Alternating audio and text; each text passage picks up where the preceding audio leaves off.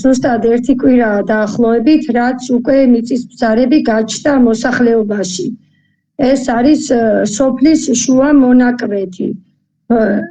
სადაც ერთ-ერთი მოსახლეობის ზემოდან დაიწყო ბზარი და მთელ სიგრძეზე გადავიდა სოფელი თითქმის გაყო შუაზე. სოფლის შუა მოსახლიდან დაიწყო.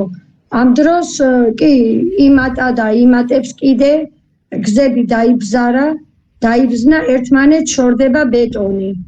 არის ცალი მხარეზე ბეტონი დაწეული, სადაც იქ მანქანები უკვე უჭის გადმოსვლა, მოსახლეობამ ძალით ჩაანგრიეს ბეტონი, ჩააწყვეს ხრეში რაღაცეები დააწყვეს, რომ როგორმე ისე გზა აღდგეს. დღითი დღე იმატებს კიდე ბზარები, მოსახლეობის სახლები რამდენიმე ოჯახია ჩვენ სოფელში, ხემაღალში, რომელიც უკვე ემუქრება საშიშროება დანგრევაზე. სადაც იყო მთავრობა მოსული, გეოლოგები შეამოწმეს და მოსთხოვეს კატეგორიულად დაეტოვებინათ ბინა, სახლი. იზოლებული გახდა მოსახლეობა, რომ სახლი დატოვეს და გადავიდა სხვის ოჯახში, ასე რომ ვთქვათ. დროებით, რა თქმა უნდა.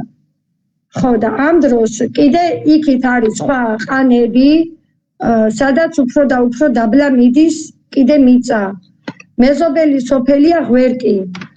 იქ კიდევ უარესი მდგომარეობა არის. იგივე სახლები უკვე რამდენიმე ოჯახია ინგრევა, ძალიან დაბზნილია კედლები, მიწა და უკვე ისინიც გავიდნენ სახლიდან.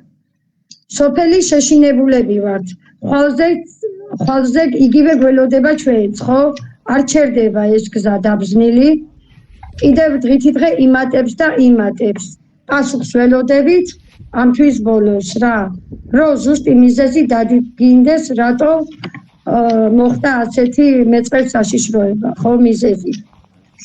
და რა ვიცი, აი ძალიან შეშინებულები ვართ ჩვენ ძალიან რა, არ ვიცი რა გამოსავალი იქნება და არ ჩერდება ეს დაბზნა, მიწა მიდის უფრო დაბლა და დაბლა, დღითი დღე იმატებს. გზები თანდათან ახალი ბზარები ჩნდება ახალ დაგებულ ბეტონზე.